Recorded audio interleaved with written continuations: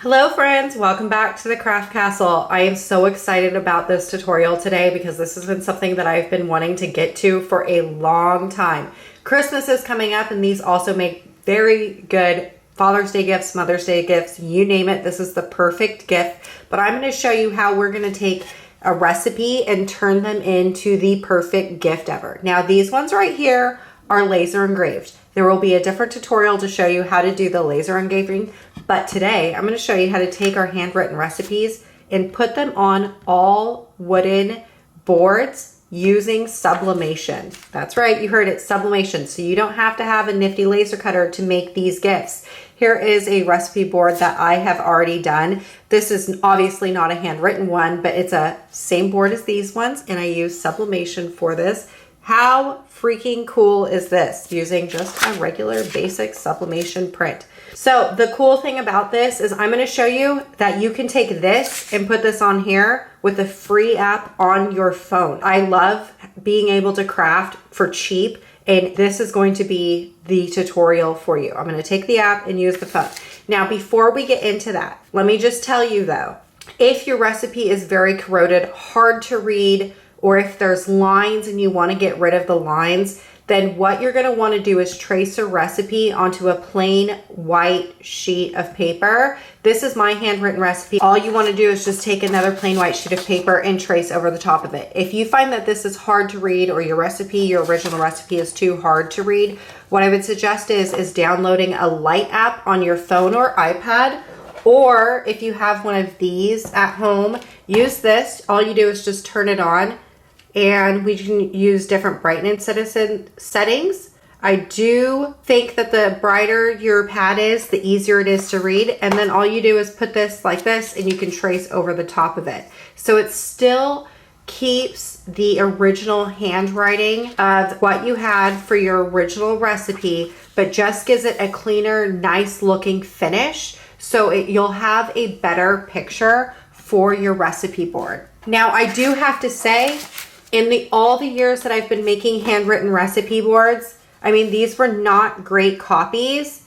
I would still try using the app first, which I'll show you here that in a second. I would still try using the app first before going to the time of tracing your recipe, because chances are that the board will still do enough and make this look still really good. Again, this is laser engraved, but it's all going to look the same at the end. But just know, like, these were not good original copies of recipes, and they still turned out fabulous. So you might not even need to trace it. All right, so let's get crafting. I want to show you how to take this and put this on here. Okay, so on your phone, you're gonna have Adobe Capture. Download that, it's a free app. Then this is going to load up. Then what you wanna do is just press this camera button right here. This is going to pop up. Do you see how it, look, you can see my hand. Okay, you are going to want to set everything aside, and we're just going to focus in on just the recipe. Now, if you have like the board, like my backer board or whatever, we're going to crop that out just in a second, but let's just take a picture of this. Ready? 1, 2, 3, take a picture. Okay, here is the recipe. Now you can go into crop. We can crop out everything we do not want. See that? The other thing too is you can go back into refine. And if there are lines, like, oh, there's like a little line that's right here. I don't want that. So I'm going to use that eraser tool, and I'm just going to delete the line. So if there's things on here, like I actually changed my mind. I don't want those little asterisks on my recipe. So I'm going to zoom in, and I'm just going to use my eraser tool and zoom in on those asterisks, getting rid of all of that. Okay, when you've erased everything that you wanted to erase, you just want to press done, and then you're going to press save. Okay, you can rename this if you wanted to, but all I do is just press save again. Okay, then going into your library, we're going to find that file that we just uploaded using these 3 dots. I am going to save this to my camera roll. Then I'm going to go into my camera roll of my phone. There it is right here. Now all I'm going to do is I'm going to airdrop this to my computer. When we are at the computer, all you want to do is find that download, and you just want to drag it into your word processor of your choice. I'm going to be using Pages because I'm using a Mac. Okay, so taking your board, whatever it is that you have, measure out where you want your recipe to go. So this is 5 I'm gonna do 5 inches by about 8 inches. Okay, so what I'm going to do is, I mean, this is optional, but just to make sure that your print is going to fit on your board. Do you see how my box is like larger than my actual recipe? So what I'm going to do is go into shapes and insert a square.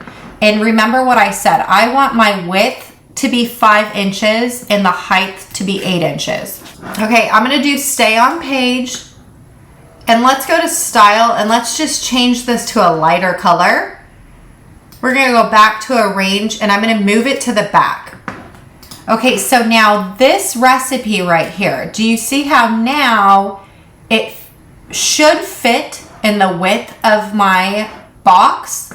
And then it's not taller than this. So if your recipe is too big for where you're trying to put it, then all we can do is just make the size just a little bit smaller, making sure that your entire recipe fits into that light blue box. When your recipe is sized the way you want to, you can go ahead and just delete the box. Okay, so now all I'm gonna do is I'm just going to save some room, conserve some space. I'm gonna bring this up to the top. I don't need to waste a whole sheet of paper for this. Okay, when you have it up, and not wasting any space or anything like that, all you want to do is Command P, which is print, and then you're going to select your Sublimation printer. You want to go down to media and quality and select the photo matte paper. Okay, next what you want to do is scroll down to layout and make sure that flip horizontally is already checked. If you do not do this, you are going to get a backwards recipe for you when you go to press this. You always want to make sure that your recipe is not legible when you print it. Then all you want to do is press print. Okay, while your print is still printing, you want to take the plastic off of your blank if it came with plastic. I grabbed a fabric measuring tape or regular measuring, a ruler or something like that will help just to make sure that we have it nice and centered. The other thing you want to do is grab some heat resistant tape so your recipe doesn't go sliding around. The very next thing you want to do is heat up your heat press. The settings I used was 400 degrees for 60 seconds. The other thing you will need for this project is a little bit of parchment paper or butcher paper, something protect your heat press and your blank. Okay, so here is my Sublimation blank. Remember, it is going to be backwards. If it's backwards and you print it, perfect, you did a great job. Okay, I used a half a sheet of my Sublimation paper because I didn't need to use a full sheet. I'm just gonna cut this down to size. Okay, the hardest part of this entire project is flipping it over and making sure that it is nice and straight onto your blank. That looks pretty good to me. So then all you wanna do is taking some of your heat resistant tape, you wanna tape down your print just like that. Then all you wanna do is taking your parchment paper sandwich, bottom layer, then we have our blank, we have our print, then we have the other layer, making sure that the entire print is covered with parchment paper. You don't want to ruin your heat press. Now let's take this over to the heat press and press this. My heat press is done heating up, so I'm gonna open this up, putting in my sandwich, shutting it, pressing the green button. The one thing I do love about my heat press is that it auto closes and gives the right amount of pressure for my blank. So it's in there and I didn't have to do anything besides press that button. Here it goes. Okay, we're just gonna pull this out. Look at how amazing it already looks right now, right? Let's lift it up. Do you see that? There is our Sublimation print onto a wooden board. Now these are thicker, so they're not extremely hot to touch, but there is our recipe board. How cool is that, right? Okay, the coolest thing about this is that it seriously took us, what, 5 minutes to make this gift? I mean, you can do this for anyone, a last minute gift. It's just super easy. The other thing I love about this is, let's say that your kids did like a really cute drawing or you wanted a picture or something like that. For this, you could totally do the same thing. If you have a picture, just send it over to your Sublimation printer, print it and put it on a cutting board.